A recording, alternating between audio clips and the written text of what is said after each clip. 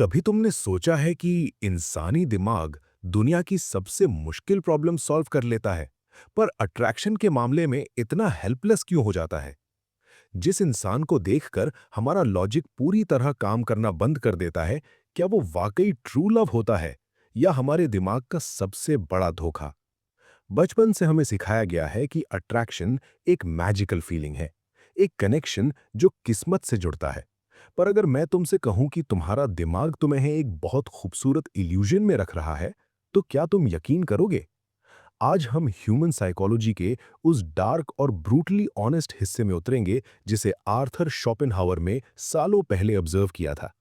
उनका मानना था कि सोसाइटी हमें रिलेशनशिप्स के बारे में जो रोमांटिक कहानियां सुनाती है, वो सच्चाई को एक टूटे हुए प्रिज्म की तरह डिस्टॉर्ट कर देती हैं। असलियत में अट्रैक्शन के पीछे एक ऐसी हिडन फोर्स काम कर रही होती है जिसे हम नोटिस ही नहीं करते। इसे ऑटोमेटिक थिंकिंग और सेल्फ डिसेप्शन का एक साइलेंट पैटर्न कहा जाता है। सोच कर देखो, जब एक मर्द किसी की तरफ अट्रैक्ट होता है तो उसे लगता है कि ये उसके अपने प्योर इमोशंस हैं। वो सोचता है कि उसने अपने पार्टनर को अपनी कॉन्शियस मर्जी से चुना है। पर साइकोलॉजी कहती है कि उस वक्त तुम्हारा रैशनल माइंड ड्राइव ही नहीं कर रहा होता। नेचर तुम्हारे दिमाग के अंदर बैठकर एक अनसीन गेम खेल रही होती है। तुम्हें लगता है तुम प्यार में हो, पर असल में तुम्हारी बायोलॉजी अपना एक डीप सर्वाइवल प्लान एग्जीक्यूट कर रही होती है। नेचर ने इंसानी दिमाग को इस तरह डिजाइन किया है कि हमें अपने हर इमोशनल डिसीजन लॉजिकल लगे। अगर नेचर हमें सीधे शब्दों में बता दे कि हम एक दूसरे की तरफ सिर्फ सर्वाइवल, सिक्योरिटी और रिप्रोडक्शन के लिए अट्रैक्ट हो रहे हैं, तो शायद इंसान रिलेशनशिप्स का रिस्क ही ना ले। इसलिए नेचर हमारे दिमाग पर इमोशंस और रोमांस का एक थिक फिल्टर पहना देती है। ये बिल्कुल वैसा ही है जैसे एक कड़वी दवाई पर मीठी शुगर कोटिंग चढ़ी हो। शोपेनहावर का ये पर्सपेक्टिव सुनने में थोड़ा अनकंफर्टेबल जरूर लगता है, क्योंकि ये हमारे सबसे प्यारे इमोशंस को रियलिटी की कसौटी पर रख देता है। पर यही वो मेंटल मॉडल है जो सबसे बड़ा इल्यूजन ब्रेक करता है। जब तुम इस साइकोलॉजिकल रियलिटी को पहली बार समझते हो, तब तुम्हारा इंसानी स्वभाव को देखने का नजरिया पूरी तरह बदल जाता है। तुम समझने लगते हो कि क्यों लोग रिलेशनशिप में आने के कुछ वक्त बाद अचानक बदल जाते हैं। क्यों जो बातें लोग कहते हैं और जो वो असल में करते हैं, उनमें इतना बड़ा फर्क होता है। जब तुम इंसानी दिमाग के इन ऑटोमेटिक सर्वाइवल पैटर्न्स को ध्यान से ऑब्जर्व करना शुरू करोगे, तब तुम्हें पहली बार अंदर से फील होगा कि अब मुझे लोग थोड़े अलग नजर आ रहे हैं। क्योंकि अब तुम उनके शब्दों से मैनिपुलेट नहीं हो रहे। अब तुम उस हिडन मेंटल सॉफ्टवेयर को देख पा रहे हो जो उनके हर एक डिसीजन और हर एक इमोशन को सीक्रेटली कंट्रोल कर रहा है। क्या तुमने कभी नोटिस किया है कि रिलेशनशिप की शुरुआत में सब परफेक्ट क्यों लगता है? शुरुआती दिनों में सामने वाला इंसान बिल्कुल फ्लॉलेस लगता है। उसकी हर आदत, हर बात एक अनजाने जादू की तरह दिमाग पर छा जाती है। पर कुछ महीनों या सालों बाद वही आदतें इरिटेटिंग क्यों लगने लगती हैं? इस सवाल का जवाब मनोविज्ञान के एक बहुत ही इंटरेस्टिंग पैटर्न में छिपा है। इसे हम मेल आइडियलाइजेशन का ट्रैप कह सकते हैं। आर्थर शोपेनहावर ने ऑब्जर्व किया था कि जब एक मर्द किसी औरत की तरफ अट्रैक्ट होता है, तो वो अक्सर रियलिटी को देखना बंद कर देता है। उसका दिमाग एक परफेक्ट इमेज क्रिएट करता है। वो उस औरत को एक आम इंसान की तरह नहीं, बल्कि अपनी इमेजिनेशन की एक फ्लॉलेस मूरत की तरह देखने लगता है। सोच कर देखो, मर्द अक्सर विजुअल अट्रैक्शन और सडन इमोशनल रश से जल्दी इन्फ्लुएंस हो जाते हैं। वो आइडिया ऑफ लव के प्यार में पड़ जाते हैं। उन्हें लगता है कि ये इंटेंसली स्ट्रॉन्ग फीलिंग ही सब कुछ है। वो उस इंसान की रियलिटी नहीं देख रहे होते, वो अपनी ही बनाई हुई फैंटेसी से प्यार कर रहे होते हैं। और यही सबसे बड़ा इमोशनल ट्रैप है, क्योंकि जब वक्त गुजरता है और वो परफेक्ट इमेज टूटती है, जब पता चलता है कि सामने वाला इंसान भी फ्लॉज, इनसिक्योरिटीज और आम आदतों के साथ एक नॉर्मल ह्यूमन बीइंग है, तब एक मर्द को बहुत डीप डिसअपॉइंटमेंट फील होती है। उसे लगता है कि रिलेशन खराब हो गया है। पर सच तो यह है कि रिलेशन वही था, बस उसका खुद का बनाया हुआ इल्यूजन टूट गया है। लेकिन यहाँ इंसानी स्वभाव का एक और बहुत बड़ा पैराडॉक्स छुपा है। जिस वक्त एक मर्द इस इमोशनल फैंटेसी में डूबा होता है, क्या औरत का दिमाग भी वैसा ही सोच रहा होता है? मनोविज्ञान और शोपेनहावर की फिलॉसफी इसका जवाब ना में देती है। यहाँ इंट्रोड्यूस होता है दिमाग का एक और powerful mental model, the practical evaluator. Nature ने मर्द और औरत के दिमाग को अलग-अलग सर्वाइवल रूल्स के हिसाब से डिजाइन किया है। जब मर्द इमोशंस और सडन अट्रैक्शन के बेस पर हवा में उड़ रहा होता है, तब एक औरत का सबकॉन्शियस माइंड जमीन पर प्रैक्टिकल कैलकुलेशंस कर रहा होता है। इसे समझने की कोशिश करो। नेचर ने रिप्रोडक्शन और सर्वाइवल का सबसे बड़ा रिस्क औरत की बायोलॉजी पर डाला है। इसलिए एक औरत का दिमाग naturally long term security, stability और प्रोटेक्शन को ज्यादा इंपॉर्टेंस देता है। इसका मतलब ये बिल्कुल नहीं है कि उनके पास इमोशंस नहीं होते। इमोशंस बहुत डीप होते हैं, लेकिन उनका अट्रैक्शन सिर्फ फीलिंग तक लिमिटेड नहीं होता। उनका दिमाग बैकग्राउंड में लगातार ये स्कैन कर रहा होता है कि सामने वाला इंसान लाइफ की रिस्पॉन्सिबिलिटीज को हैंडल करने में कितना केपेबल है। क्या ये इंसान रिलायबल है? क्या इसके पास एक स्टेबल डायरेक्शन है? यही वजह है कि कई बार मर्द कंफ्यूज हो जाते हैं। वो सोचते हैं कि उन्होंने तो अपना पूरा दिल निकाल कर रख दिया, फिर भी बात क्यों नहीं बनी? क्योंकि मर्द सिर्फ इमोशनल कनेक्शन ऑफर कर रहा था, जबकि औरत का दिमाग प्रैक्टिकल सर्वाइवल और स्टेबिलिटी ढूंढ रहा था। एक बहुत ही सरप्राइजिंग साइकोलॉजिकल ऑब्जर्वेशन ये है कि मर्द अक्सर अट्रैक्शन को एक प्योरली इमोशनल एक्सपीरियंस की तरह देखते हैं, जबकि औरतें उसे एक सिक्योर और स्टेबल फ्यूचर के नजरिए से देखती हैं। जब तुम इस डिफरेंस को समझ लेते हो, तो अचानक रिलेशनशिप्स के बहुत सारे झगड़े और मिसअंडरस्टैंडिंग्स क्लियर होने लगते हैं। तुम्हें समझ आता है कि कॉन्फ्लिक्ट इसलिए नहीं है कि प्यार खत्म हो गया है। कॉन्फ्लिक्ट इसलिए है कि एक इंसान फैंटेसी में जी रहा है और दूसरा प्रैक्टिकल रियलिटी में। और जब ये सच्चाई दिमाग में बैठती है, तब वाकई ये फील होता है कि अब मुझे लोग थोड़े अलग नजर आ रहे हैं। क्योंकि अब तुम समझ गए हो कि अट्रैक्शन के इस गेम में लोग उन चीजों के बेस पर डिसीजंस लेते हैं जो वो कभी मुंह से नहीं बोलते। इमोशंस और प्रैक्टिकल थिंकिंग का ये टकराव ही ह्यूमन बिहेवियर की सबसे कॉम्प्लेक्स और सबसे सच्ची रियलिटी है। क्या तुमने कभी एक अजीब बात नोटिस की है? एक मर्द एक रिलेशनशिप में अपना पूरा वक्त, अपनी पूरी एनर्जी और अपने सबसे डीप इमोशंस लगा देता है। उसे लगता है कि उसने सब कुछ परफेक्ट किया है। फिर भी कई बार सामने वाला इंसान अचानक उससे दूर जाने लगता है। ऐसा क्यों होता है कि सिर्फ सच्चा प्यार एक रिलेशनशिप को बचाने के लिए काफी नहीं होता? इस सवाल का जवाब मनोविज्ञान के एक बहुत पावरफुल मेंटल मॉडल में छिपा है। इसे हम सिक्योरिटी प्रायोरिटी कह सकते हैं।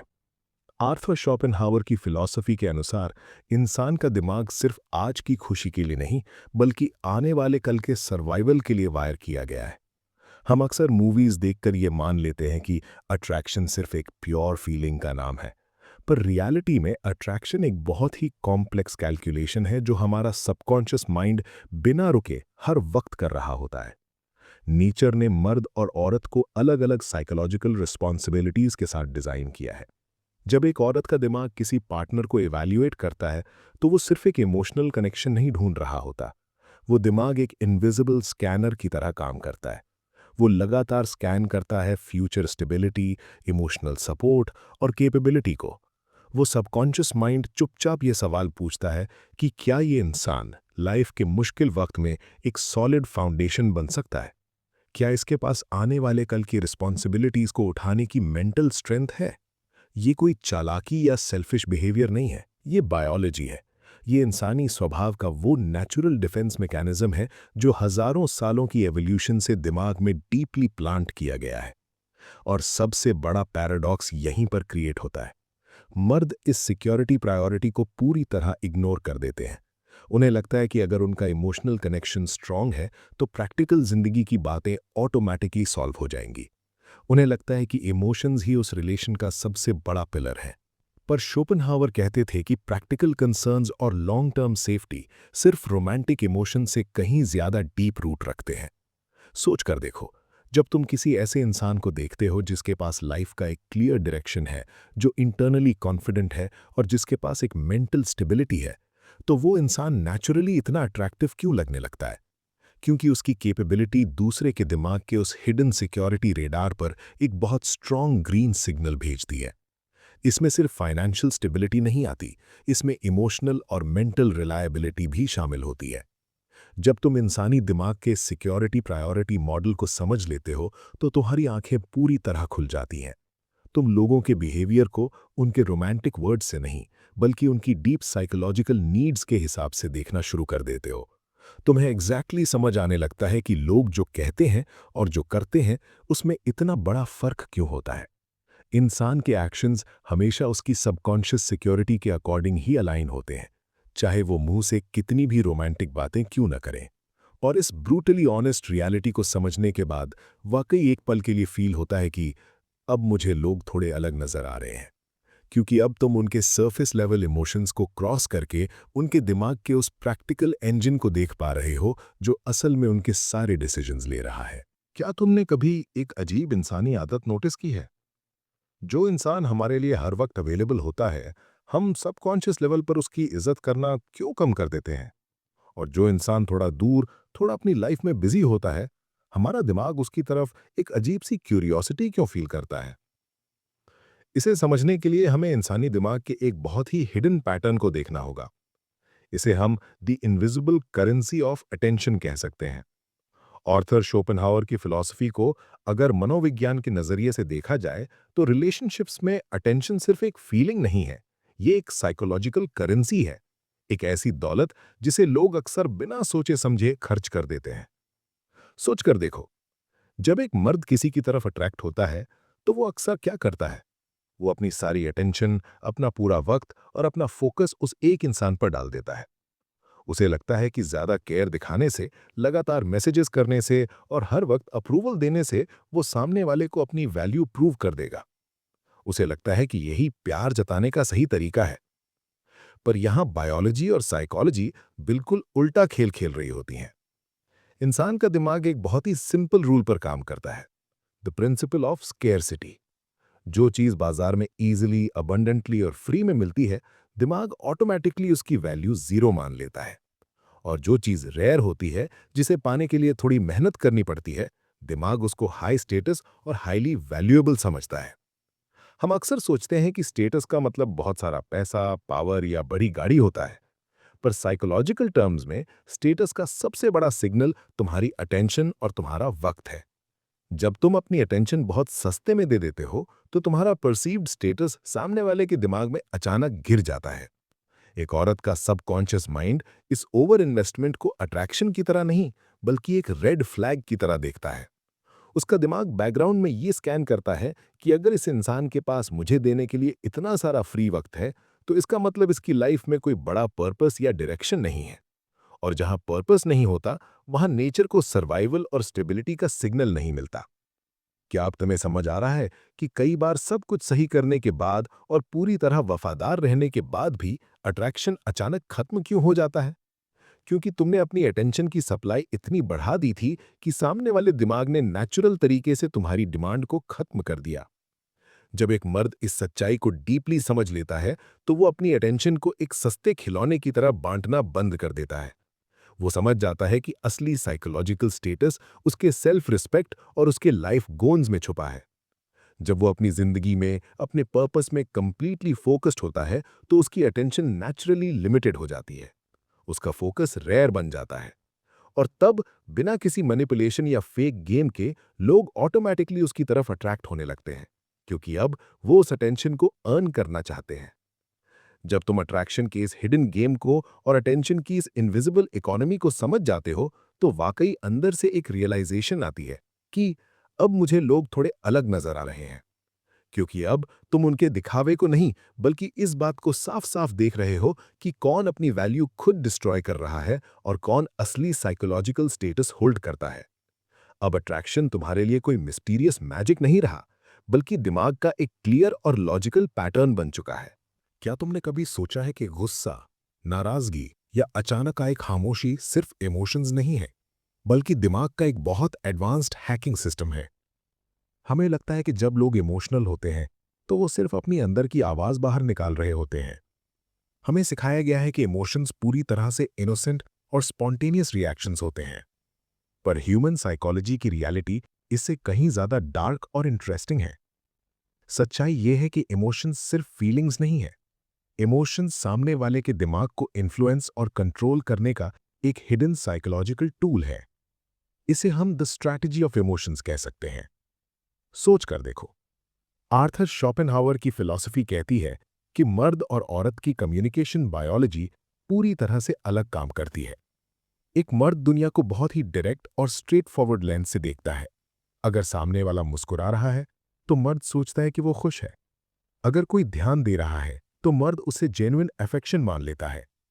उसकी साइकोलॉजी वर्ड्स और डायरेक्ट एक्शंस पर डिपेंड करती है। पर एक औरत का दिमाग एवोल्यूशन के हिसाब से इनडायरेक्ट कम्युनिकेशन और इमोशनल सिग्नल्स में बहुत ज़्यादा एडवांस होता है। उनके लिए सिर्फ शब्द ही कम्युनिकेशन नहीं है। उनकी टोन, उनके फेशियल एक्सप्रेशंस, उनका अचानक से थोड़ा दूर हो जाना और सबसे पावर वेपन, उनकी साइलेंस, ये सब मिलकर एक ऐसी भाषा बनाते हैं जो बिना एक भी लफ्ज बोले सामने वाले की साइकोलॉजी को पूरी तरह से हिला सकती है। नेचर ने इस इमोशनल स्ट्रैटेजी को इंटेंशनली डिजाइन किया है। ये हमेशा कोई जानबूझकर की गई मैनिपुलेशन नहीं होती। ये एक नेचुरल डिफेंस और इन्फ्लुएंस मैकेनिज्म है। क्या तुमने कभी नोटिस किया है कि रिलेशनशिप्स में जब एक छोटी सी खामोशी आती है या थोड़ी सी अनसर्टेनिटी पैदा होती है तो तुम्हारा दिमाग कैसे ऑटोमैटिकली पैनिक करने लगता है? तुम अचानक से एक्स्ट्रा एफर्ट डालने लगते हो। तुम सामने वाले को खुश करने के नए तरीके ढूंढने लगते हो। तुम्हारा पूरा बिहेवियर चेंज हो जाता है। तुम्हें लगता है तुम अपने प्यार की वजह से ये सब कर रहे हो, पर असल में तुम सिर्फ उस इनविजिबल इमोशनल इन्फ्लुएंस के इफेक्ट में होते हो। सामने वाले के एक छोटे से इमोशनल शिफ्ट ने तुम्हारी पूरी एनर्जी और फोकस को अपने कंट्रोल में ले लिया। यही वजह है कि इंटेंस रिलेशनशिप्स में लोग इतने स्ट्रॉन्ग अटैचमेंट फील करते हैं, क्योंकि थोड़ा सा एक्साइटमेंट, थोड़ा सा वैलिडेशन और थोड़ी सी अनसर्टेनिटी दिमाग में इमोशंस का एक ऐसा केमिकल लूप बना देते हैं जिससे बाहर निकलना ऑलमोस्ट इम्पॉसिबल लगने लगता है। जब तुम इंसानी स्वभाव के इस इमोशनल ट्रैप को बिना किसी बायस के देखते हो, जब तुम किसी की नाराजगी या खामोशी को एक रिएक्शन नहीं बल्कि एक वेल प्लान्ड कम्युनिकेशन स्ट्रैटेजी की तरह पढ़ना सीख जाते हो, तब अचानक रियलिटी साफ होने लगती है। और इस सच्चाई को पहली बार महसूस करने पर तुम्हारे अंदर से ये आवाज आती है कि अब मुझे लोग थोड़े अलग नजर आ रहे हैं, क्योंकि अब तुम सिर्फ उनके चेहरे के एक्सप्रेशंस नहीं देख रहे। अब तुम उस हिडन साइकोलॉजिकल गेम को देख पा रहे हो जो तुम्हारी हर डिसीजन को शेप कर रहा था। इमोशन सिर्फ फील करने के लिए नहीं होते, वो पावर डायनामिक्स को शिफ्ट करने के लिए भी यूज होते हैं। और इस भाषा को समझना ही सच्ची मेंटल आजादी है। क्या तुमने कभी एक बहुत ही डार्क सच्चाई नोटिस की है? किसी भी रिश्ते में एक इंसान हमेशा थोड़ा ज्यादा कंट्रोल में क्यों होता है और दूसरा हमेशा थोड़ा ज्यादा डरा हुआ क्यों रहता है? हमें लगता है कि रिलेशनशिप्स सिर्फ प्यार, भरोसे और इमोशंस पर चलते हैं, पर अगर तुम साइकोलॉजी के सबसे गहरे हिस्से में झांक कर देखो तो तुम्हें वहां एक इनविजिबल तराजू दिखाई देगा। इसे हम द साइलेंट पावर बैलेंस कह सकते हैं। आर्थर शोपेनहावर की फिलॉसफी हमें एक ऐसी सच्चाई दिखाती है जिसे सोसाइटी हमेशा छुपाना चाहती है। असलियत यह है कि हर रिलेशनशिप में एक हिडन पावर डायनामिक काम कर रहा होता है, और रूल बहुत सिंपल है। जो इंसान इमोशनली ज्यादा डिपेंडेंट होता है वो ऑटोमैटिकली अपनी पावर और अपनी रिस्पेक्ट खो देता है। ये इंसानी दिमाग का एक अजीब पैराडॉक्स है। जब तुम किसी इंसान को खोने से सबसे ज्यादा डरते हो तो साइकोलॉजिकली तुम उसे खोने का प्रोसेस शुरू कर चुके होते हो। क्यों? क्योंकि तुम्हारा डर तुम्हारी एक्शंस को डेस्परेट बना देता है। मर्द अक्सर इस पावर बैलेंस को समझ ही नहीं पाते। अट्रैक्शन के नशे में वो रिलेशनशिप को ही अपनी लाइफ का सेंटर बना लेते हैं। वो अपने पर्सनल गोल्स, अपना फोकस और अपनी पहचान साइड में रखकर सिर्फ उस एक इंसान का अप्रूवल पाने में लग जाते हैं। उन्हें लगता है कि ये लॉयल्टी और ट्रू लव है, पर एक औरत का सबकॉन्शियस माइंड इसे लॉयल्टी नहीं, इमोशनल डिपेंडेंसी की तरह देखता है। सोचकर देखो, नेचर ने औरत के दिमाग को स्ट्रेंथ, स्टेबिलिटी और कैपेबिलिटी ढूंढने के लिए डिजाइन किया है। जब वो देखती है कि एक मर्द अपनी पूरी खुशी और मेंटल पीस के लिए सिर्फ उस पर डिपेंडेंट हो गया है, तो उसके दिमाग को सर्वाइवल का ग्रीन सिग्नल नहीं मिलता। वो मर्द उसकी नज़रों में एक स्ट्रॉन्ग पिलर के बजाय एक इमोशनल बोझ बनने लगता है। ये कोई कॉन्शियस चालाकी या मैनिपुलेशन नहीं है, ये प्योर बायोलॉजी है। नेचर वीक फाउंडेशंस पर आगे का रास्ता नहीं बनाती। इसे एक मेंटल मॉडल से समझो जिसे हम द सेंटर ऑफ ग्रेविटी कहते हैं। दुनिया में हर वो इंसान जिसके पास अपनी लाइफ का एक स्ट्रॉन्ग सेंटर ऑफ ग्रेविटी होता है, यानी अपना एक पर्पस, अपने सॉलिड रूल्स और अकेले खुश रहने की ताकत, लोग नेचुरली उसकी तरफ खिंचे चले आते हैं। लोग उसके ऑर्बिट में रहना चाहते हैं। पर जैसे ही तुम अपना सेंटर ऑफ ग्रेविटी शिफ्ट करके किसी और इंसान को बना लेते हो, तुम्हारा अपना बैलेंस खत्म हो जाता है, तुम गिर जाते हो। असली पावर किसी को कंट्रोल करने में नहीं है, असली पावर इस बात में है कि तुम इमोशनल केओस के बीच भी कितने इंडिपेंडेंट और स्टेबल रह सकते हो। सेल्फ रिस्पेक्ट और बाउंड्रीज कोई ईगो नहीं है, ये इस इनविजिबल पावर बैलेंस को मेंटेन रखने के सबसे जरूरी टूल्स हैं। जब तुम इस साइकोलॉजिकल सच्चाई को पूरी तरह समझ लेते हो, तब तुम्हारी आंखें खुल जाती हैं। तुम्हें समझ आता है कि लिमिट से ज्यादा इंपॉर्टेंस और ओवर इन्वेस्टमेंट रिलेशनशिप को बचाता नहीं, बल्कि अंदर ही अंदर खोखला कर देता है। और इस ब्रूटली ऑनेस्ट रियलिटी को देखने के बाद ही अंदर से ये आवाज आती है कि अब मुझे लोग थोड़े अलग नजर आ रहे हैं। क्योंकि अब तुम रिलेशनशिप्स को किसी मैजिकल फेरी टेल की तरह नहीं देख रहे। अब तुम उस साइलेंट पावर बैलेंस को देख पा रहे हो, जो हर पल ये डिसाइड कर रहा है कि कौन उस रिश्ते में रिस्पेक्ट कमांड करेगा और कौन सिर्फ सफर करेगा। क्या सच्चाई को एक्सेप्ट करना हमें नेगेटिव बना देता है?